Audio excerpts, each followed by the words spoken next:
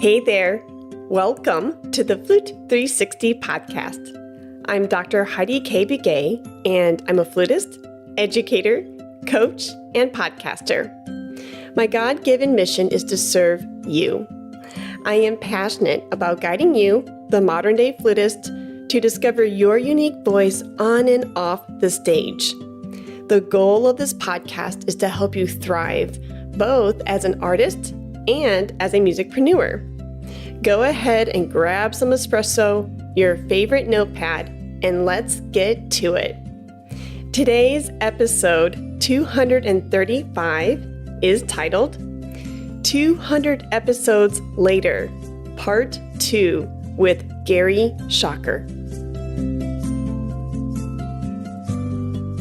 Hey there, 360er.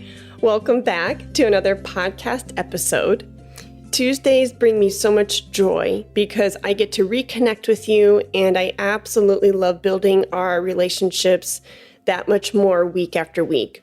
If there's anything that I can do for you as the listener, feel free to reach out to me at HeidiKBegay.com. That's my full name, HeidiKBegay.com, and I'm all ears. Today's episode brings me so much joy to deliver the goods right through your earbuds because Gary Schocker is such an amazing flutist, an educator, harpist, pianist, and a dear friend. And the fact that you get to be a fly on the wall and tune into a wonderful conversation with such a pillar in our community blows my mind. So soak it up, and I hope that it brings you a lot of value. Now, I will mention that Gary was featured almost 4.5 years ago, which blows my mind. It's insane how these relationships scale. So he was featured through episode 36, and you can check that out through your favorite podcast app. And the reason why I brought him back on is because at any flute event that I would go to, people wouldn't even introduce themselves to me. They would just come up and say, "You're the flute podcaster lady. Oh my goodness, my favorite episode of yours of all time is with Gary Schocker." Kid you not, that would be their introduction to me, to say thank you for delivering that conversation to me 4 years ago. And so we had to bring Gary back onto the show. The other thing that I want to bring your attention to real quick is if you want to soak up more value throughout your week and to tap into a phenomenal flute community, then please go to Facebook and join my private group. It's called the Flute 360 Family private group through Facebook. Ask to join, fill out a few questions, and I will permit you into the group. Thank you so much and enjoy the conversation.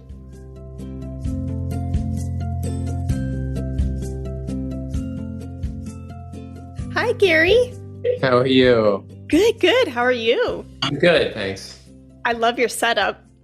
Oh, you mean my room? Yes. Oh, thanks. Yeah, it's a great room. Yeah. It has my harpsichord, piano, recording stuff. It's all good. That's amazing.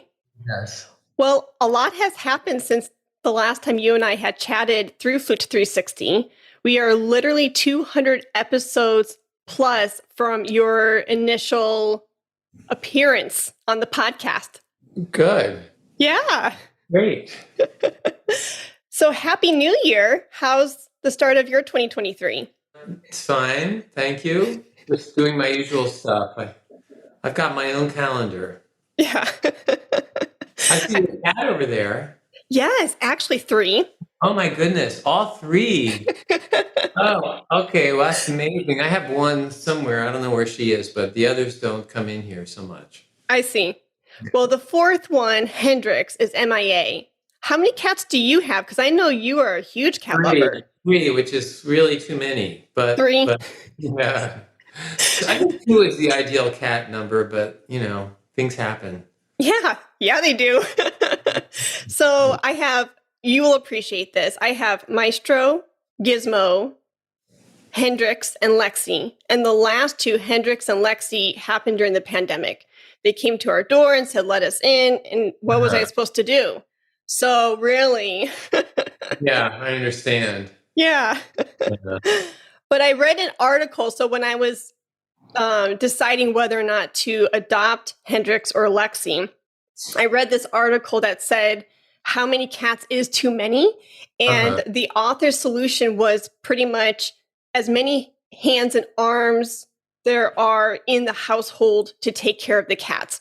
So if it's you and your partner, then you have 4 hands, then no more than 4 cats. Right. Well, that's good. That's a good thing. We have Abyssinian cats, and they're a little bit like dogs. They're very smart and affectionate, but also kind of high maintenance in a certain way.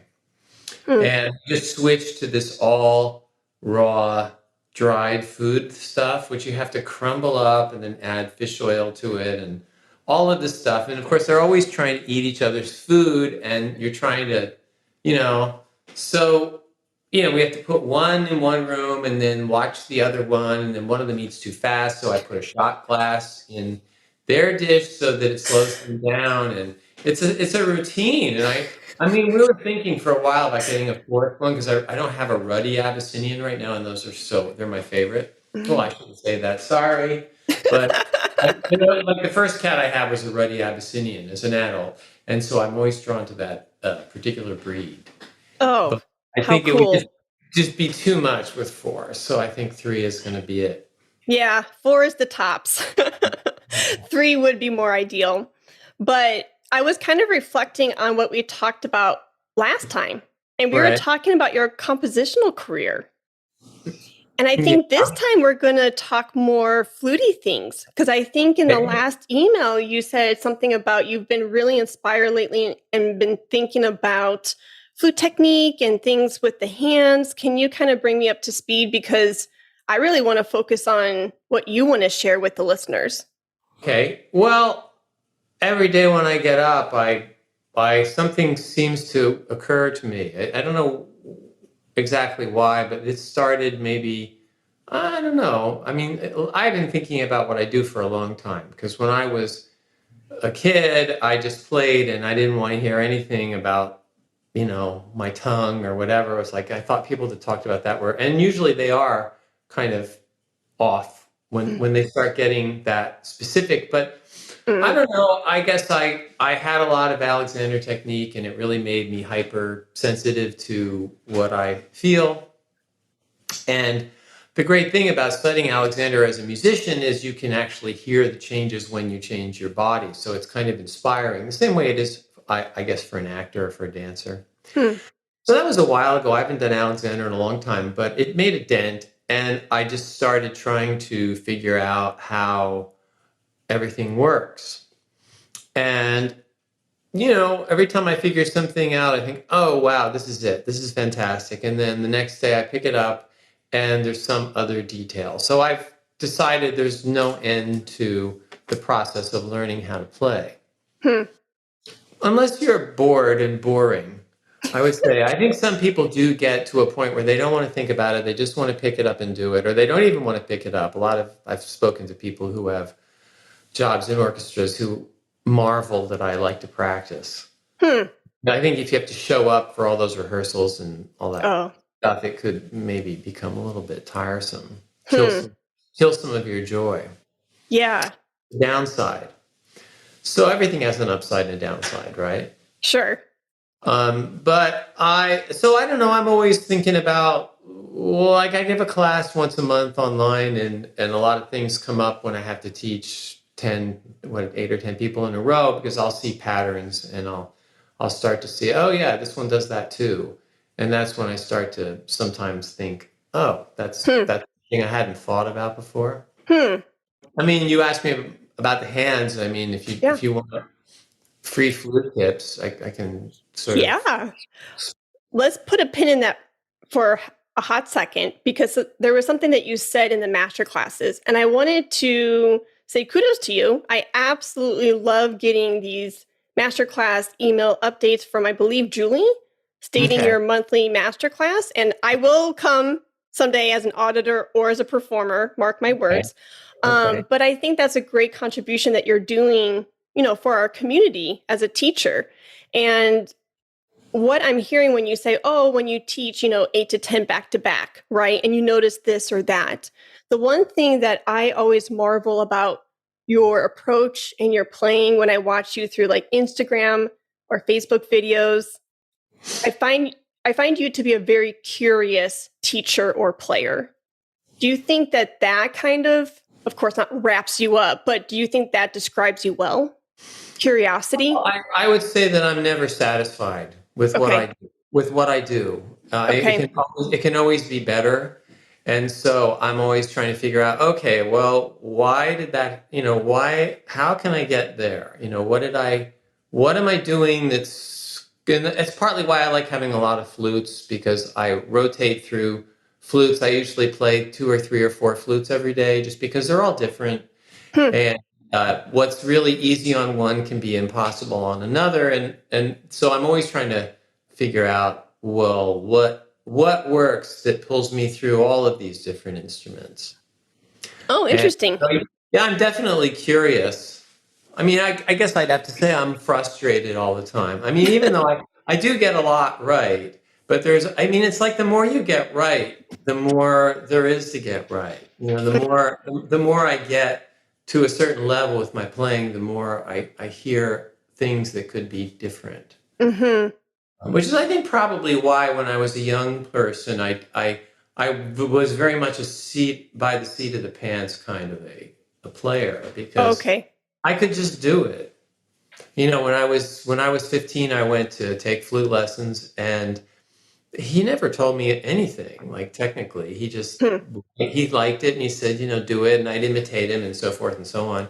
And that was kind of what I did. But then, as I got into my 30s, I started having back problems because I think I was squeezing everything so much. The more I played, the more I think I was trying to just get into it.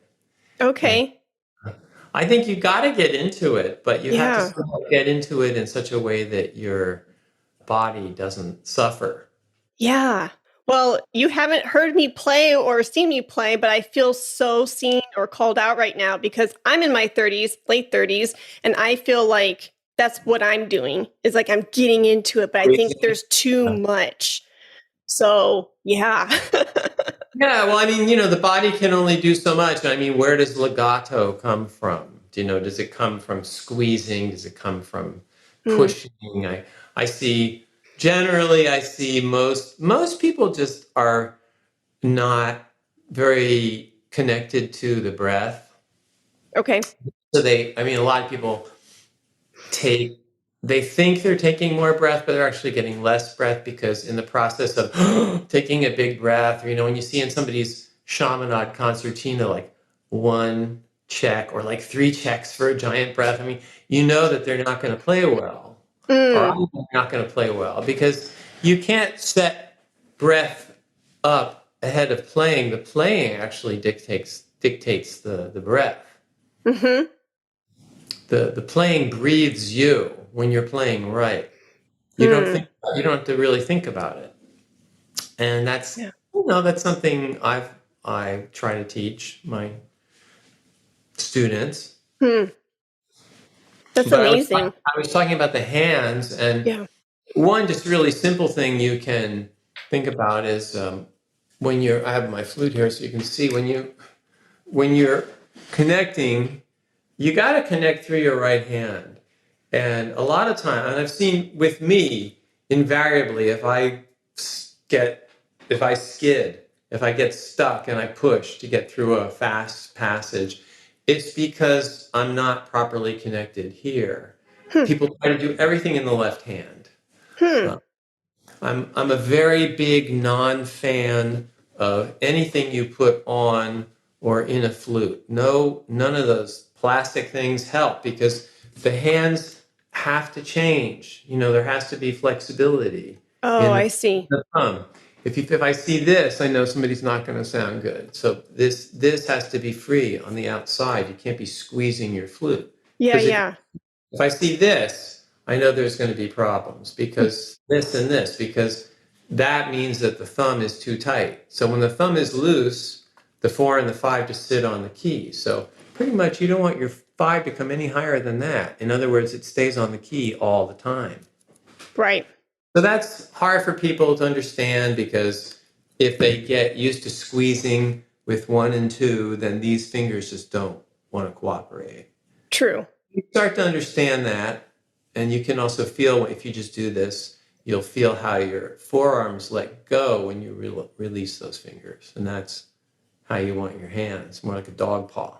And I love how you articulated the different gadgets on the flute. You know, I don't play with bow peps or anything like that. And I never really was able to understand why I never really liked it.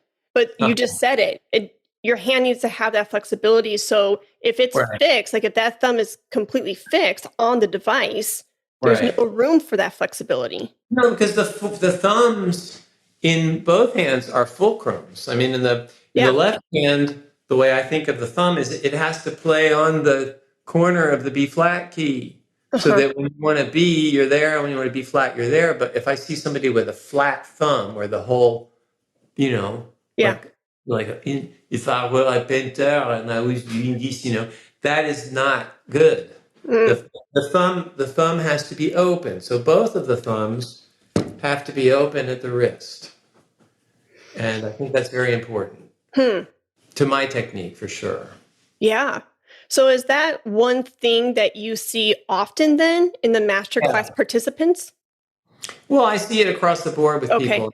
People they play the thumb key and then they jump the thumb over to play the B flat key. And the idea is I think you should roll over. You roll a little left. So you're using more of your thumb. When you do this, you're bracing all of this shut. You're making your arm tight to jump your thumb. But here, you're just, you can see it. Like it's smoother. You got to rotate. Yeah. Right? Yeah. No, I love that. And puppy paws, that was great. And that's very, very, it's true on all instruments. You just have to have that relaxed hand. It's very important. Yeah. That's why, I mean, practice habits. I think it's really bad to make yourself practice for more than, 40 minutes at a time, max. Yeah. I mean, you can always do it a few times, but just to keep going and going and going and repeating the same thing the wrong way is just going to teach you how to play it wrong. Exactly. Same thing if you play slow. I mean, if you play slow, but you play with tension, it's not going to make you play fast. Yeah. So you have to, if you want to play a little slower, you can. I don't generally find that it helps very much. It doesn't help me. Unless I'm learning something and I need to get it into my brain, I might slow it down to see, well, what are those notes? Now, are you thinking more these days about flute technique in the hands just because you are a multi-instrumentalist with harp and piano as well? So do those two instruments bring new information to your flute world because of what you're doing on those instruments? I think it's very good to do cross-pollination. I think everybody should play more than one instrument. You don't have to be great at another instrument, but it's great because you get a sense of how good you are on your main instrument, for one thing. And you can learn things playing other instruments because your body's being used a little bit differently, but you're still you. So that definitely helps me a lot. My piano playing especially. Nice. Yeah, informs me. Cool. Are there any other, and I know this is, and it could feel like a very blanketed question, so I apologize in advance, but you mentioned, like the technique and you're noticing like, oh, your masterclass attendees and students are doing these things with their thumbs. Is there another major theme or another major, I don't want to say issue, but something that's overarching that tends to kind of go between different levels of players, etc.? I don't know if that makes sense. You mean something I see that isn't helpful that a lot of people do? Yeah, like very common. Like you mentioned the breath earlier. Right. Well, Sure, there are a lot of things. One is moving too much. And there's a way when you play that the music moves your body, and then there's you moving your body to try to make the music work. And that just, it's never any good. Mm. So when you see somebody flailing around or dancing to the music or doing stuff, I don't watch it. I can't deal with that on any instrument. It's nonsense. It I has see. it's nothing to do with the music. Right. People, I guess they want to stand out. And so they, if you want to dress like a belly dancer and pirouette around while you play, that's great. But I mean, it's going to make it harder to play. Oh, for sure. I mean, playing requires a stillness. And that doesn't mean stiffness, but it means that you kind of have to be ready for doing balance with very, very small muscles in the face. Mm.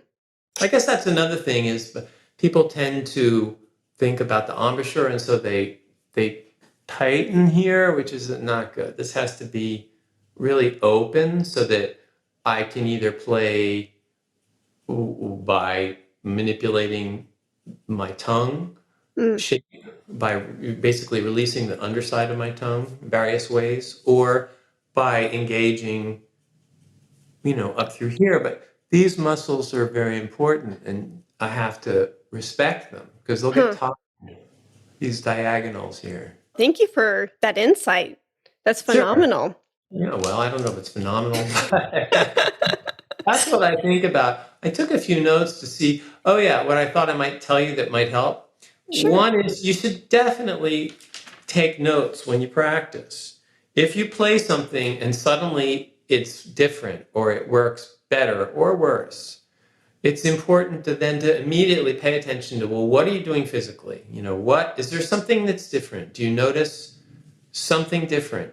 And if you do, regardless how slight it may seem, you should write it down. Because the act of writing it down helps you remember. And also you can always go back. I mean, I've been taking notes for, I don't know, maybe 10 years now, but I never look at them. They always change. But I think by writing them down, and then I put them in those sticky things in my iPad here.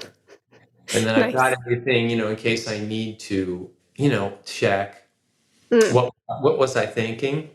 Yeah. Sometimes I look and I say, what was I thinking? But sometimes there's really good stuff. And, I'm my friend David Williams, he runs Powell now, but he had his own flutes for a long time. And I always tell him what I'm doing. We talk all the time. And he'll say, well, you remember that thing you said about it? It's like, no, I don't. So that's, but it is very helpful to have this. And and also in that same vein, I've done a lot of recording where I put down the piano part or I put down the flute part and then I play the other part with myself. That's taught me so much. Okay. I can hear I can hear the difference between how the pianist wants to play something and how the flute player wants to play something. And it's so interesting how many, the flute needs certain concessions. There are some things that take time. Right. There are some kinds of phrases where it's better if you don't breathe. So it's, that's been really good for me. And then just having to listen to myself has been great because it's something I never really wanted to do. Why not? Too painful. It's always like I was in a store once and I heard this flute and I thought, whoa, who is that? And it was me. But then as I continued to listen, it was like, oh, get me out of here. And then another time, I have a funny story. I was, this contractor called me up and asked me if I could play for this Tony Bennett thing, song called Where Do I Start? Because I guess they didn't like the flute player that they had recorded. So I was going in and I had to fit in with I had to figure out this long, long, long thing with no breath place and then a harp. And I do not know how many people could do that, but I figured it out. And Johnny Mandel, the songwriter and arranger, was conducting. He said, "Oh, you should listen to those English flute players. They're really great." No. Okay, I won't give you the finger. I'll just think about it. 'Cause I'd like to hear one of them do what I just did for you. But anyway, I was listening to the radio one day and I heard this flute player on this song. I was like, oh my God. And I loved it. But a lot of times, I don't know, I just start to hear what's wrong with what I do. And so I don't want to listen to it. Yeah, it's hard. Hmm. Now you know how I feel as a podcast host. Oh yeah. People Yeah. ask, "Oh, do you play back, the episodes you record?" I'm like, "Heck no. I don't want to Yeah. hear my voice." Right. Well, it is difficult. Yeah. It's like musical psychoanalysis. You have to really pay attention to everything, and you hear what can be better. Yeah. But I mean, the good news is I believe that I get better and better. I don't believe I'm getting worse. So that's a Mm. good thing, right? Oh, of course. Yes. Founded in Dallas, Texas in 1996, the Carolyn Nesbaum Music Company is renowned for its international service for flutists of all levels. The Carolyn Nesbaum Music Company is your premier resource for everything flute. Their selection of flutes, piccolos, low flutes, and head joints from dozens of makers is truly remarkable. Also, their offerings of sheet music, instrumental accessories, teaching, and health resources are unmatched. Their in-house staff offers an unparalleled level of expert knowledge and personal service with an in-house repair staff certified in all major brands. Follow the Carolyn Nesbaum Music Company through Instagram, Facebook, LinkedIn, and Twitter to be updated with the latest news. Check out their website at fluteforyou.com. The Carolyn Nesbaum Music Company is truly your one-stop flute shop. But I will say, as a podcaster and as a flutist, I do, and I am starting to implement the listening back more in my weekly schedule, only because you can, like what you're saying, you can learn tons. And especially like through video, watching myself talk, to my guests and be in the space of learning. So a lot of times what I'll do is if I want to like up my conversation game, I will watch maybe a few videos the past couple weeks, and I will watch myself with the visuals off, where I'm just listening to my voice. And then I will watch back the video where I am watching myself and there's no audio. And then with everything together. And that teaches you a lot about eye contact, body movement, body language, the inflection in your voice, and then how that transfers over to my flute playing really helps a ton. So that's something that I just want to offer to anyone who is, perhaps wanting to up their conversation game or their performance game or whatever, and just saying, hey, how can I improve? And you're right. Sometimes it's kind of hard to hear ourselves back through the earbuds, whether it's flute or through a podcast episode. But there's a lot of great information that you can gain from going through that process. Mm-hmm. So, anyways, enough about that. But speaking about your 2023 year, besides, you always have so much on your plate. And I think it's just fascinating to watch you again. Like what you're saying, you're always curious. You're always, in your compositional output, things that you're contributing to our community. I find, and correct me if I'm wrong, Gary, I find that you have such a great output, and how you contribute to the community finds you. I don't feel like, of course, you're putting yourself out there. I feel like you don't force it to happen. I feel like you invite these opportunities and invite the work to kind of flow in and out of you. Is that a fair observation? Yeah, that's interesting. I don't really like selling myself very much. It's not in my personality. Right. And I know that you have to, I mean, the more you're willing to do that, probably the better. but I have a real distaste for that sort of. I'm just not. It's just not me. I Yeah.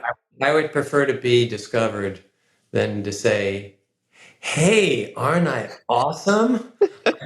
It just leaves Yeah. me. I don't like it, and it has nothing to do with music, and so I'm not interested in that. And Yeah. yeah, so I like to post my stuff when I write new pieces or if I play something, just so people can hear what I'm doing, but also Hmm. because it's a challenge for me to record it and get it where I like it. Sure. So if somebody else likes it, of course that makes me happy, but if I don't like it, I don't really care what anybody else thinks. Yeah.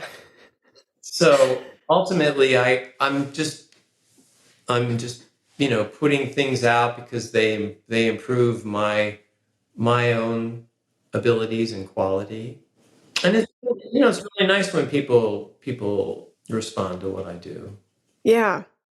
Well, I will say that a lot of my students will come to me and they will, I always forward them your masterclass email, for example, right? And there's one particular student in California who will comment in her lessons and say, like, I watch Gary Schocker and his recordings on Facebook and things like that. And what I perceive of him is that he is very welcoming and very warm spirited.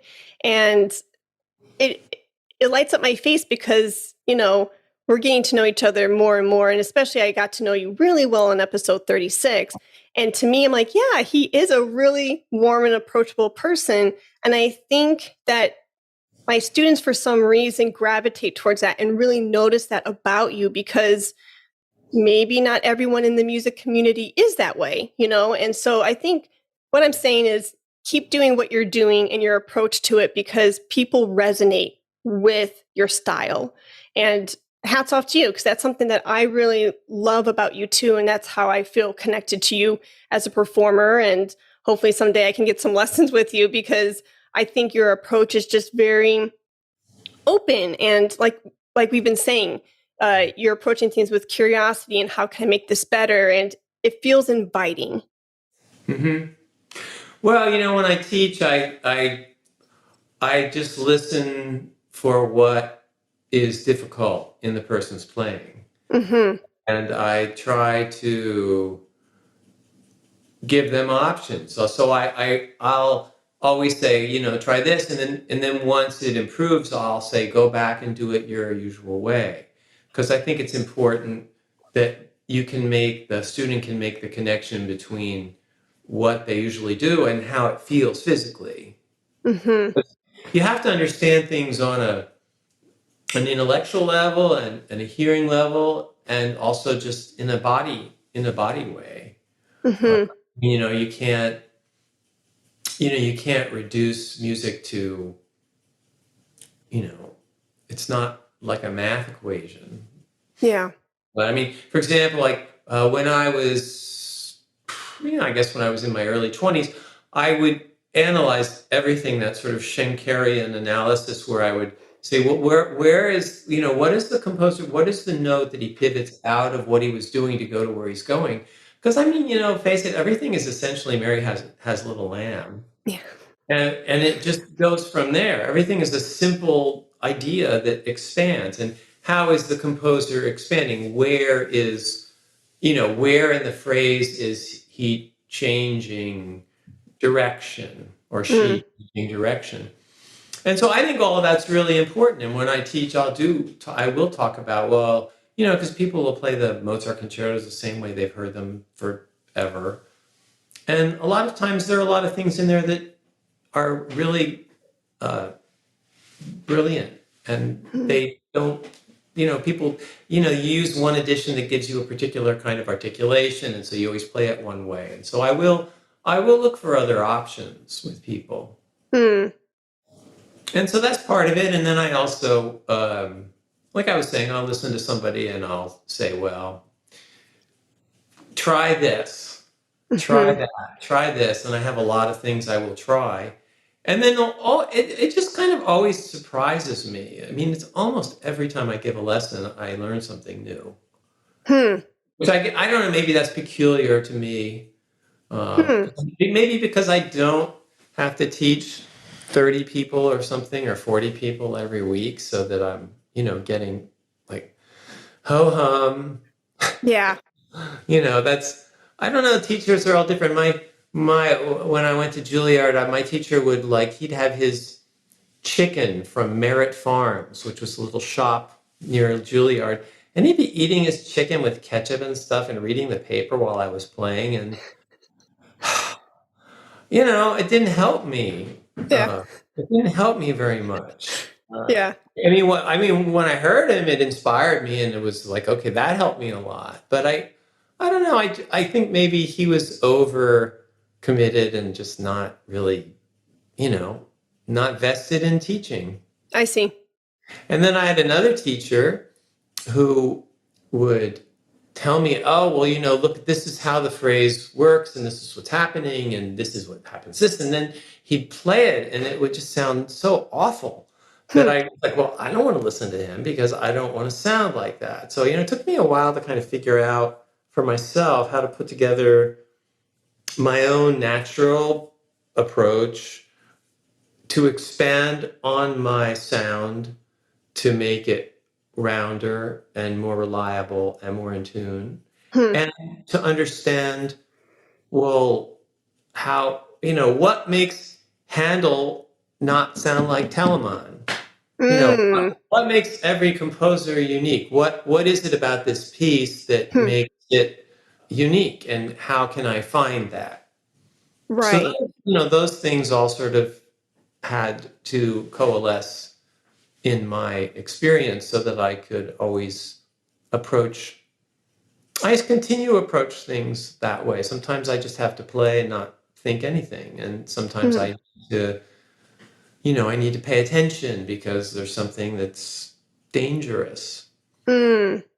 But then again, sometimes the most dangerous things are approached blindly. It just Mm. it just depends, so it's complicated playing well. Yeah. No, I love what you said earlier about like the totality of the person, right? Because we can't just approach music just using our ears or just using our mind, things like that. It's kind of, almost on, if you don't mind me saying so, on the spiritual, emotional, physical level, right? It's everything. And then, like what you're saying, finding the uniqueness of your artistic voice and what the Mm. composer is trying to say, and bringing that all together beautifully so you can convey the music in a very honest and true way to your listener. And we're always changing, we're always evolving. So, of course, when you go into teach or when you go into your next practice session, you should. This is a good should, I think. You should have those ears and those cotton balls removed to be open to all of those new ideas and always be learning, because you're not the same today as you were yesterday. Right. But again, I think it's hard because my last year at Juilliard, I got a job playing in a Broadway show, and it was just, hated it because I had to do this. I was hired as the sub, but then I ended up having to play almost all the time, and just having to play in this very loud place where I really couldn't hear myself. It was amplified, and it was hard for me. And it kind of killed my desire to play. So I think that can happen. Hmm. Sometimes you can just get in. So I don't know. For me now, I just love doing my own thing. Yeah. Um, but I understand, why people can shut all that off and just want to blow. Yeah. But I will say that I don't think that I never think that like some new brand new flute with this gizmo and that doodad is the answer. Yeah. For me especially, I like the older flutes because the scale's bigger, the Your scale's Haynes longer. vintage. Haynes, Pals, Hmm. Louis Lots, whatever. I just it's a longer scale, so there's more Okay. harmonics, so there's more to play with. It's kind of Mm. like it's kind of like if you have too much cutaway, too many facelifts, it's not your face isn't the same. And I feel like that's what's happened.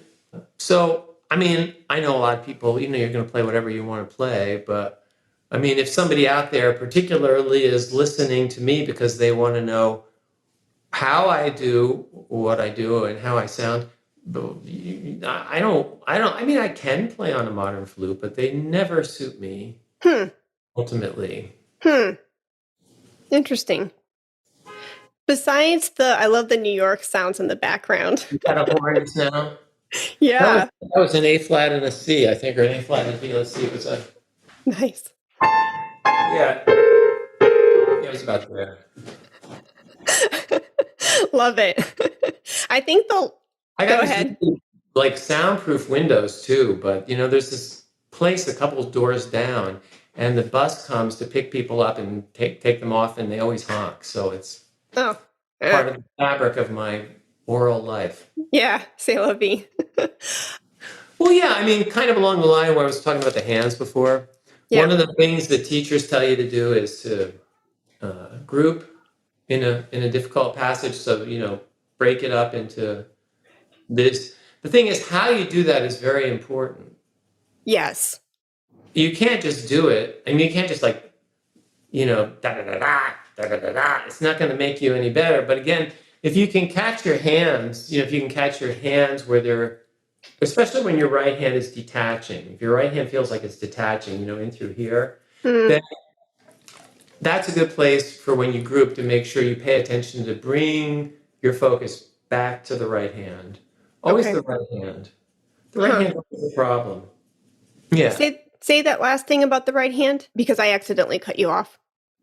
Oh, yeah. I said the right hand is always the problem. Oh, okay. It's always, I mean, you can do stupid things with your left hand. If I see somebody's index finger and it's up in the air here, or like that, it's a problem. You've got to get your flute down into your hand so that, again, your finger doesn't really come off the key. Mm-hmm. You're going, you don't want, you can't see my hands. That's bad.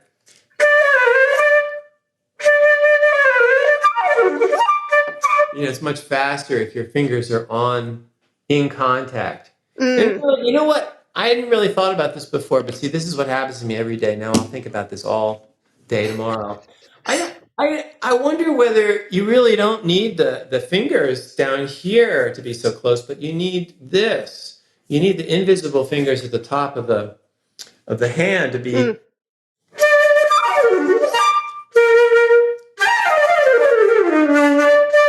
Yeah, see, if I think about that, and I keep my.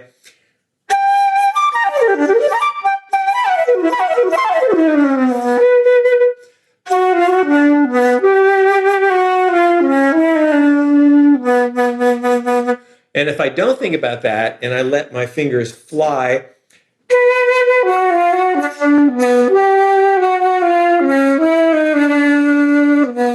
going to end up on B flat. I'm going to go flat because the flute's going to move. Yep. So maybe this part of the hand is what holds the flute still. Okay. It has to stay still. So how are you going to do it? You don't want to use your elbows. You don't want to use your jaw. You don't want to use your fingers by pushing down into your thumbs. But maybe it's more like they're glued here somehow. Interesting. Think about that. There you go. That's your thought for the day. Maybe. Yeah. No, I love that. I remember now what I was thinking about the last time. You will not remember this at all, and that's totally okay. The car horn had me recall our last conversation for episode 36. Your grandfather clock was going off in the background. Oh, it's not a grandfather clock. It's a mantle clock, but it's a loud one. Yeah. Well, I remember that. I was recording this morning. I was trying to get something, and I got it just right finally. It's like I got a high G at the end of this thing, and it's 20 seconds long. Yeah. I got to the end, and it started talking to me on that clock, and I was like, it made me angry. Oh, no. So I always forget to turn that thing off. And I have a little clock in here that's also, listen, this thing is so loud, so when I record, I have to put this in the closet. I see. Yeah. So, all these little things I have to remember to do. Yeah. Yeah. It livens up the home. Oh, yeah. Well, I love clocks. I've got, let's see, one, two. Well, I think I have 4 going right now that are, wind-up clocks. I would have like 30 of them, but then, you have to wind them. But I love that. Do you know that opera by Ravel, The Spanish Hour, Yes, I do. where the wife hides all of her lovers in grandfather's clocks? Yeah, that's a Yeah, great. it I love. is. Yeah. That that reminds me when I was a little girl visiting my grandma in Ohio. She had probably like 10, 20 different clocks that Mm. would chime at the same time. And I Mm. remember never being able to go to sleep because Yeah, well, you got to get clocks that you can, toggle off at night, or yeah. it is difficult. When we sold our place in Pennsylvania, I had a really nice grandfather clock that I sold to a student Hmm. because I couldn't turn that chime off, and I thought I was ashamed to have it not chime. Hmm. Fun memories. Yeah. Well, I will say, and I keep hinting at this, but I'll flat out say it. I will tell you, Gary, and I know you don't like the limelight shown on you at all, but when I meet people, I kid you not, when I go to a festival or when I see someone at a flute shop, they will hardly say hello to me. They'll be like, "Oh, hi, Heidi. By the way, I loved that episode with Gary Schocker." That's the opening line to any conversation wherever I go. Oh So no, then that means today was probably a terrible disappointment for all of you. I'm not at sorry. all. Not at all. I just wanted to highlight that because after 200 plus episodes and of the different conversations I've had, and they've all been great. I kid you not. For some reason, that particular conversation brings so much light to people's faces when they tell me what an impact that it had on them. So I wanted to let you know that Oh, I because really appreciate that. Thank you. yeah. Yeah. I mean, I kid you not, I probably hear your name at least twice a week when I meet somebody. Oh, that episode you did with Gary Schocker? Loved it. I'm like, hi. So, I don't remember what it was about, but I appreciate it. I remembered you're good at asking questions. Uh, oh, I mean, the worst are you go, I mean, of course you would never do this, but you go to an interview and they say, now, is it flutist or flautist or flautist? flautist. All that kind of stuff. Yeah. But yeah, you ask good questions, and that's great. You're very good at what you do. Oh, thank you. I appreciate that. Yeah. Well, thank you for sharing some insights about technique and Sure. I hope it approaching the helps. music. Yeah, and people seriously, if you want more, just sign up for my class. You don't have to play if you don't want to, but my class is really not all pro players. I have a few very good players that usually come, but I have a lot of people that are just, they haven't played in years or they're just less advanced players, and I like working with all different kinds of people because otherwise I don't learn anything myself. So if you're Hmm. bashful about playing or whatever, or if you think it's going to be over your head, it's definitely not. Okay. And how can people receive those masterclass announcements? Um, I think Julie Donato posts them on Facebook, Okay. or I have a Facebook page called Gary Schocker Musician, or there's a Gary Schocker Masterclass page, so it's easy enough to find that. Uh, Okay. or you could always write me at my website, and I can forward that to her, and she can send you the whatever stuff. Awesome. And I Yeah, will make sure to drop any of those links below in the show notes so people can find it easy peasy. great. That sounds good. Thank you. Yeah. Well, thank you for Okay. carving out time for us. And it's a pleasure to see you. Last time we didn't have video on, and this time we Right. Yeah, do. that's right. Now, should I? Oh, you've got earbuds in, so it wouldn't work. I was thinking I could blast a high F to wake up all your cats, but I won't do it. They won't hear it. Right, you will. And I that's will. all you'll hear for a while, so I'm not going to do that. Oh, thank you. Oh, yeah, Okay. they're really out. Yeah, they are. They're sacked. Yeah. Yeah. Oh, Nice. shoot. Well, you have a great rest of your evening and please stay in touch. Yeah. Thanks very much. Yeah. Okay. Hey there. Before you go, I want to draw your attention to a few podcast shows that are produced by my friends. They have helped me tremendously these past few weeks in something that I needed for my business, and I want to give them and their shows a shout out. So thank you to my friends Bob Bender, Angela McHouston, Christine Smith, Ricardo Canez, Josh Gillis, and Ted Jander for your help. Now, as the Flute 360 listener, I always want to point you in the direction of valuable resources. These friends, these podcasters deliver weekly or monthly episodes through your favorite podcast app. So if you are craving new information within the music community via another podcast show, definitely check out their content. So Bob's show is called The Business Side of Music. Angela McHouston's show is titled Tuned and Strong Podcast. Christine Smith's show is titled Musicians versus the World. Ricardo Canez's show is titled The Stay Amazing Show. Ted Jander's podcast is titled Coffee Talk with King Francois I. And you can contact Josh Gillis at joshgillis.com and check out his guitar offerings. Thanks again, friends. Let's talk about flute.